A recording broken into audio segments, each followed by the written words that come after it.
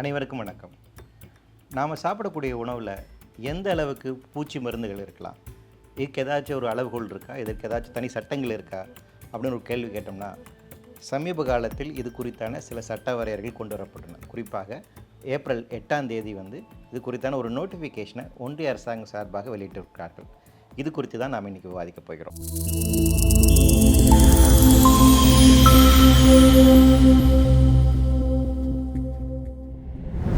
நண்பர்களே, நாம் சாப்பிடுகின்ற உணவு எப்படி உற்பத்தி ஆகுது அப்படிங்கிறது நமக்கெல்லாம் தெரிஞ்சுதான் வேளாண்மை மூலமாக நமக்கு கிடைக்கிறது. பசுமை புரட்சிக்கு பின்பாக ஒரு முக்கியமான ஒரு மாற்றம் அப்படிங்கிறது இந்தியாவில் நிகழ்ந்தது. உலகத்திலையுமே இந்த மாற்றம் நிறையா நாடுகளில் பின்பற்றப்பட்டது. அதாவது என்னென்னா, அது நாள் வரைக்கும் இருந்த இடுபொருட்கள், அதாவது உரம் என்பது நாம் பயன்படுத்தினது எல்லாமே இயற்கையாக கிடைக்கக்கூடிய பொருட்கள் எடுத்து நாம் அதை இடுபொருட்களாக பயன்படுத்தினோம். மண்ணுக்கான கனிம வளங்களை அது கொடுத்துச்சு. அதன் மூலமாக வேளாண்மை செய்து கொண்டு வந்தோம். ஆனால் பசுமை புரட்சிக்கு பின்னாடி இது எப்படி மாறுச்சு அப்படின்னு பார்த்தீங்கன்னா, பெஸ்டிசைட் அப்படின்னு சொல்லக்கூடிய செயற்கை உரங்களை பயன்படுத்துவது, ஃபெர்டிலைசர்ஸ்னு சொல்லக்கூடிய உரங்களை பயன்படுத்துவது, பூச்சிக்கொல்லிகளை பயன்படுத்த, இப்படியான பல்வேறு விதமான ரசாயனங்கள் அடிப்படையான விவசாயம் அப்படிங்கிறது இந்தியாவில் பரவ துவங்கியது. தென்கிழக்கு ஆசியாவிலுமே இப்படி தான் இருக்குது.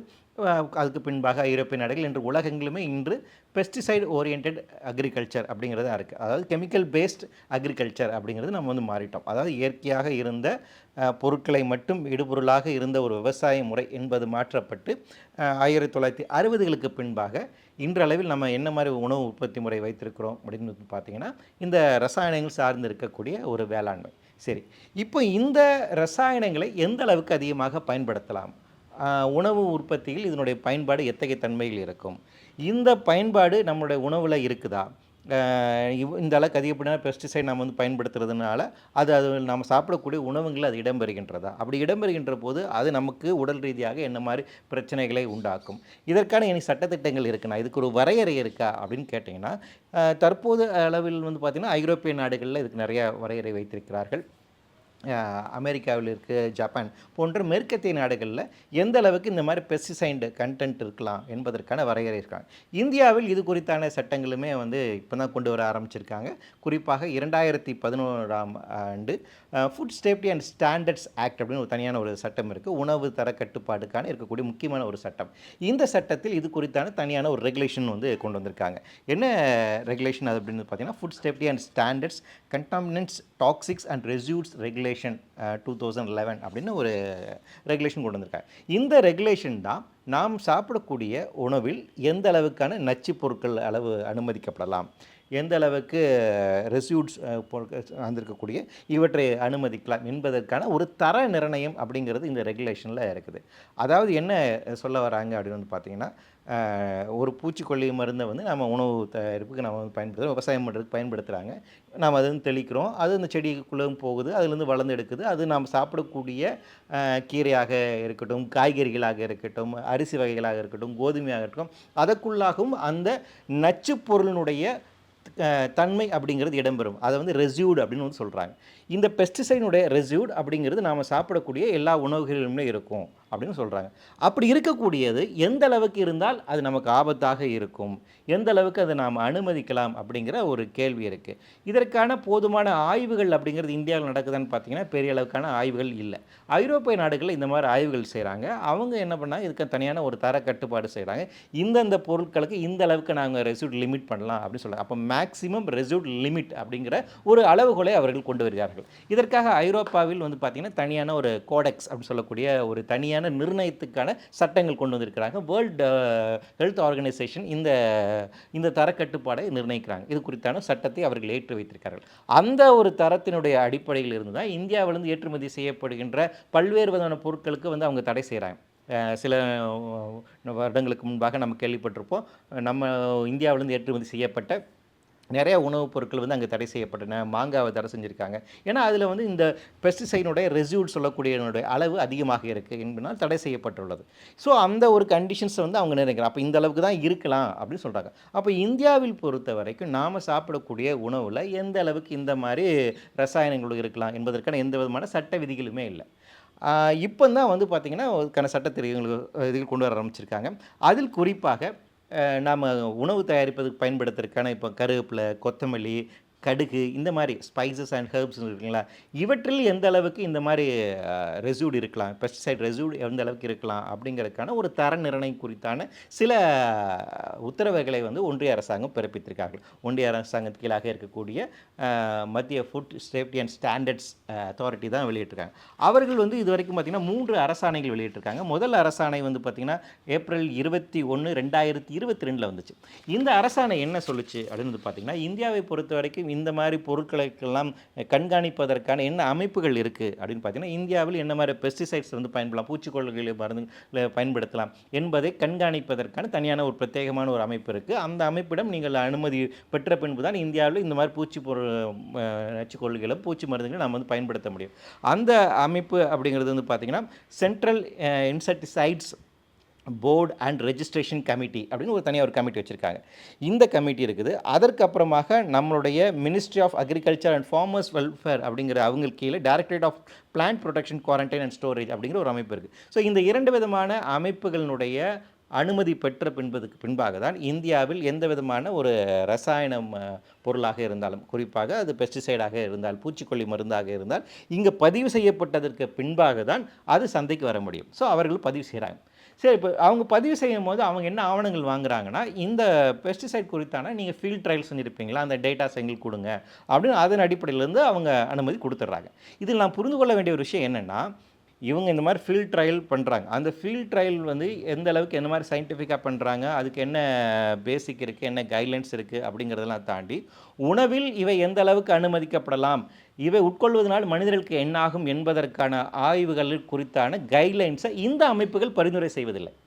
இந்த அமைப்புகள் என்ன சொல்கிறாங்கன்னா, அந்த பெஸ்டிசைட் அதனுடைய பேசிக்காக இருக்கக்கூடிய டேட்டாஸ், அதனுடைய எந்த கம்போசிஷனுங்கிறது என்ன, அந்த ஃபீல்ட் ட்ரையலில் மகசூல் எவ்வளோ ஏற்பட்டிருக்கு, இந்த மாதிரி பாதிப்புகள் தான் அவர்கள் ஆய்வு செய்கிறார்களோட, உணவாக அது மாறுகின்ற போது அதை உட்கொள்வதன் காரணமாக மனிதர்களுக்கு என்ன விதமான ஆபத்துகள் ஏற்படும் என்பதற்கான ஃபீல்ட் ட்ரையல் வந்து தனியாக இவர்கள் மேற்கொள்வதில்லை. இந்த அப்ரூவிங் அத்தாரிட்டிஸ் யாருமே செய்கிறதில்லை. இதுக்கான கைட்லைன்ஸும் அவங்க தர்றதில்லை. வேற என்ன பண்ணுறாங்கன்னா, அந்த மேனுஃபேக்சரிங் இண்டஸ்ட்ரி யார் அந்த ரசாயனத்தை உற்பத்தி செய்கிறாங்களோ அவங்க என்ன டேட்டாஸ் கொடுக்குறாங்களோ அதை அப்படியே அவங்க ஏற்றுக்கொள்கிறார்கள். அவர்கள் ஏற்றுக்கொண்டு அதை பதிவு செய்து ஓகே நீங்கள் இதை இன்னும் மார்க்கெட்டில் விற்கலான்னு சொல்லிடுறாங்க. ஸோ இப்போ இந்த நடைமுறை சார்ந்து இருக்குது. இப்போ food safety and standards authority என்ன பண்ணுறாங்கன்னா, இந்த central registration for insecticides department அவங்க என்ன பரிந்துரை கொடுக்குறாங்களோ, அவங்க என்ன டேட்டா கொடுக்குறாங்களோ அதன் அடிப்படையில் இவங்க வந்து சரி இந்த அளவுக்கு இருக்கலாம் அப்படின்னு ஒரு நிர்ணயிக்கக்கூடிய தன்மையை தான் இப்போ வந்து பார்க்குறோம். இதுதான் இதில் இருக்கக்கூடிய அடிப்படையான பிரச்சனை. கடந்த வருடம் அந்த ஏப்ரல் 21, 2022 தான் முதலாக நாம் சாப்பிடக்கூடிய உணவில் குறிப்பாக வந்து இந்த ஹெர்ப்ஸ் அண்ட் ஸ்பைசஸில் எந்த அளவுக்கு பெஸ்டிசைடினுடைய அளவு இருக்கலாம், அதனுடைய மேக்ஸிமம் ரெசியூட் லிமிட் அப்படிங்கிறது என்னவாக இருக்கலாம் என்பதற்கான ஒரு உத்தரவை வந்து ஒன்றிய அரசாங்கத்துக்கு கீழாக இருக்கக்கூடிய food safety and standards authority ஒரு ஆணை பிறப்பிக்கிறாங்க. அதில் என்ன சொல்கிறாங்க அப்படின்னு வந்து பார்த்தீங்கன்னா, உலகளவில் இதற்கான கைட்லைன்ஸ் இருக்குது. குறிப்பாக வந்து WHO இருக்கக்கூடிய கைட்லைன்ஸ் இருக்குது, கோடெக்ஸ் அப்படிங்கிறது ஒன்று இருக்குது. அந்த தரத்தை நாம் வந்து ஏற்றுக்கொள்வோம். ஜப்பானில் வந்துட்டு ஒரு இருக்குது, யூரோப்பியன் யூனியனில் வந்து இருக்காங்க. இதன் அடிப்படையில் அவர்கள் என்ன சட்டத்திட்டத்தை நிர்ணயித்திருக்கிறார்களோ அந்த அப்படியே நாம் ஏற்றுக்கொள்வோம். அதன் அடிப்படையில் இந்தியாவில் பதிவு செய்யப்பட்ட பெஸ்டிசைடாக இருந்தால் அதற்கான தர நிர்ணயம் என்பது அந்த உலக அளவில் WHO என்ன ஸ்டாண்ட் சொல்கிறாங்களோ அதை தான் நாமளும் பின்பற்றணும் அப்படின்னு சொல்கிறாங்க. இரண்டாவது, பதிவு செய்யப்படாத பெஸ்டிசைடாக இருந்தாலும் அது உணவில் எந்த அளவுக்கு இருக்கலாம் என்பதற்கான அளவுகோலுமே இந்த WHO என்ன சொல்கிறாங்களோ அதன்படியே செய்து கொள்ளலாம் அப்படிங்கிற உத்தரவு பிறப்பிக்கிறாங்க. அதுக்கப்புறம் இதுக்கு அடுத்த உத்தரவு எப்போ கொண்டு வராங்கன்னு பார்த்தீங்கன்னா, ஆகஸ்ட் 2022 30 வந்து கொண்டு வராங்க. இந்த உத்தரவுலையுமே வந்து பார்த்திங்கன்னா பழைய உத்தரவு என்ன சொல்லியிருக்கோ அதை தான் பின்பற்றுறாங்க. கூடுதலாக அந்த அளவு அப்படிங்கிறது எந்த அளவுக்கு இருக்கலாம் அப்படின்னு பதிவு செய்யப்படாத பெஸ்டிசைடுக்கு வந்துட்டு எந்த அளவுக்கு இருக்கலாம் அப்படிங்கும்போது 0.01 சொல்கிறாங்க. இப்போ பதிவு செய்யப்பட்ட பெஸ்டிசைட் நம்மளுடைய உணவில் எந்த அளவுக்கு ரெசிடுவாக இருக்கலாம் என்பதற்கான ஒரு அளவு என்பது உலக அளவில் உலக சுகாதார மையம் என்ன சொல்லுதோ அந்த ஸ்டாண்டர்ட்ஸை பிரிண்ட் பண்ணுறோன்னு சொல்லிட்டாங்க. பதிவு செய்யப்படாத பெஸ்டிசைட்ஸ் இருக்கு இல்லைங்களா, அதாவது சந்தையில் கள்ளத்தனமாக விற்கக்கூடிய பெஸ்டிசைட் அவையினுடைய தன்மை நம்மளோட உணவில் எந்த அளவுக்கு இருக்குன்னா 0.01 மில்லிகிராம் பெர் கேஜி அப்படிங்கிற ஒரு அளவு ஃபஸ்ட்டு ஃபிக்ஸ் பண்ணுறாங்க. ஒரு நம்பராக இது வந்து லிமிட்டாக ஃபிக்ஸ் பண்ணுறாங்க. இந்த சதவீதம் தான் இருக்கலாம் அப்படின்னு வந்து ஃபிக்ஸ் பண்ணுறாங்க. அடுத்து இந்த 2 ஆணைகளையுமே சூப்பர் சீட் செய்துவிட்டு தற்போது கடந்த ஏப்ரல் 8ஆம் தேதி 2024 ஒரு புதிய உத்தரவு வந்து பிறப்பிக்கப்படுகிறது. அந்த புதிய உத்தரவில் என்ன சொல்கிறாங்கன்னு பார்த்தீங்கன்னா, ரிஜிஸ்டர்ட் பெஸ்டிசைட் அண்ட் நான் ரிஜிஸ்டர்ட் பெஸ்டிசைட் இந்த 2 கேட்டகரிக்குமே எந்த அளவுக்கு மேக்ஸிமம் ரெசிடுவல் லிமிட் இருக்கலாம் என்பதற்கான ஒரு ஃபிக்சேஷன் வந்து கொண்டு வராங்க. இந்த ஆணைகள் என்னென்னா, முன்னாடி இருந்த ஆணைகள் அனைத்துமே உலகளவில் என்ன சட்டங்கள் பின்பற்றப்படுகிறதோ, என்ன முறை பின்பற்றப்படுகிறதோ, என்ன ஸ்டாண்டர்ட்ஸ் இருக்குதோ அதை நம்ம பின்பற்றுவோம்னு சொன்னாங்க. ஆனால் அவற்றை மீறி தற்போது இந்த ஆணை என்ன சொல்லுதுன்னு வந்து பார்த்தீங்கன்னா, அந்த அவங்களோட ஃபிக்சேஷன்லாம் கிடையாது. இந்தியாவில் நாமே தனியாக இனிமேல் அந்த ஸ்டாண்டர்ட்ஸ் ஃபிக்ஸ் பண்ணணும்னு சொல்லிட்டு அந்த மேக்ஸிமம் ரெசிடுவல் லிமிட் அப்படிங்கிறத ஃபார் ரிஜிஸ்டர்ட் பெஸ்டிசைடுக்கு வந்துட்டு 0.1 மில்லிகிராம் பெர் கேஜி அப்படின்னு வந்து மாற்றுறாங்க. அதே மாதிரி நான் ரிஜிஸ்டர்ட் பெஸ்டிசைடுக்கு வந்து பார்த்திங்கன்னா 0.1 மில்லிகிராம். அது பதிவு செய்யப்பட்ட ரசாயனமாக இருந்தாலும் சரி, பதிவு செய்யப்படாத பூச்சிக்கொல்லி மருந்தாக இருந்தாலும் சரி, 2க்கான அளவு நம்மளுடைய உணவில் எந்த அளவுக்கு அவை இருக்கலாம் என்றால் 0.1 மில்லிகிராம் பெர் கேஜி அப்படின்னு சொல்கிறாங்க. முன்னாடி கடந்த வருடம் இருந்த ஆணையில் என்ன சொல்கிறாங்க, 0.01. ஆனால் இப்போ சொல்கிறது 0.1. அதாவது 10 மடங்கு அதிகமாக இருந்தால் பரவாயில்லை என்று இப்போ இந்த புதிய உத்தரவு பிறப்பிக்கப்பட்டுள்ளது. ஸோ இதுக்கு பின்னாடி என்ன ரேஷ்னாலிட்டி இருக்குது? முன்னாடி என்ன சொல்கிறாங்கன்னு பார்த்தீங்கன்னா 0.01 தான் இருக்கணும்னு சொல்கிறாங்க. அதுக்கே என்ன ரேஷ்னாலிட்டின்னு தெரியல. எதை பின்பற்றி இவர்கள் கொண்டு வந்தாங்க, எந்த ஆய்வின் அடிப்படையில் இந்த ஃபிக்சேஷன் வருது அப்படின்னு பார்த்தீங்கன்னா, இப்போ உலகளவில் உலக சுகாதார மையமாக இருக்கட்டும், ஐரோப்பிய நாடுகள்லாம் சொல்லிட்டு அவங்க வந்துட்டு இந்த ரெசிடுவல் லெவலே இருக்கக்கூடாதுன்னு சொல்கிறாங்க. அவங்க வந்து கம்ப்ளீட்டாக அந்த ரெசிடுவல் லெவலே ஃபிக்ஸ் பண்ணுறாங்க. அங்கே பெஸ்டிசைடு குறித்தான எந்த விதமான பொருட்களும் அந்த உணவில் பிரதிபலிக்கவே கூடாது. அதுதான் அவங்களுடைய ஃபிக்சேஷன். பெஸ்டிசைட் கொஞ்சமாக தெரிஞ்சால் கூட வந்து அதை ரிஜெக்ட் பண்ணிடுவாங்க. அது அவர்களுடைய ஸ்டாண்டர்ட்ஸாக இருக்குது. ஆனால் இந்தியாவில் கடந்த வருடம் வந்து அதையும் மீறி நாம் பார்த்து 0.01 அப்படின்னு ஒன்று சொல்கிறோம். இப்போ அந்த 0.01மே போக்கி 10 மடங்கு இன்னும் அதிகப்படுத்தி 0.1 மில்லிகிராம் பெர் கேஜி அப்படின்னு இப்போ மாற்றிருக்காங்க. அப்படின்னா நம்மளுடைய உணவில் அதிகப்படியான ரசாயனங்கள் இருந்தால் பிரச்சனை இல்லை, அது என்னுடைய அளவு இந்த அளவுக்குன்னு ஃபிக்ஸ் பண்ணுறாங்க. இப்படி இந்த அளவை நீங்கள் ஃபிக்ஸ் செய்வதற்காக இதான் நிர்ணயம், தர நிர்ணயம் செய்வதற்காக பின்னாடியான ஒரு லாஜிக்கலான ஒரு கன்க்ளூஷன் இருக்கணும் இல்லைங்களா?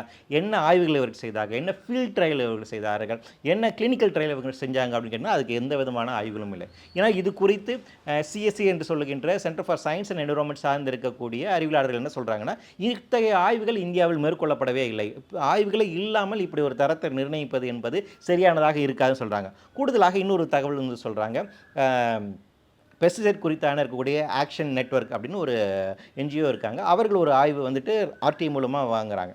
அந்த ஆய்வில் என்ன தெரிய வருதுன்னு பார்த்தீங்கன்னா, 2018ஆம் ஆண்டு நாம் சாப்பிடுகின்ற உணவில் ரசாயனங்களுடைய தன்மை எந்த அளவுக்கு இருக்குது அப்படின்னு பார்த்தீங்கன்னா 26% அப்படிங்கிறது இருந்துச்சு அப்படின்னு சொல்கிறாங்க.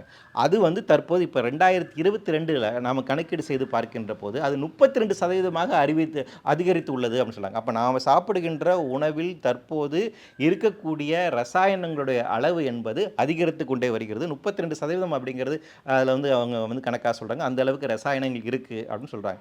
அப்போ இது குறித்தான ஆய்வுகள் செய்து ஏற்கனவே அதிகமாக இருக்கின்ற போது இதை எப்படி நாம் கட்டுப்படுத்துவது, இதில் என்ன பாதிப்பு உண்டாகும் என்பதற்கான ஒரு அறிவியல் ரீதியான ஆய்வுகளை மேற்கொண்டு அது குறித்தான சட்டங்கள் கொண்டு வருவது என்பதுதான் ஒரு ஃபுட் சேஃப்டி அண்ட் ஸ்டாண்டர்ட்ஸ் அத்தாரிட்டியினுடைய சரியான செயல்பாடாக இருக்கும்.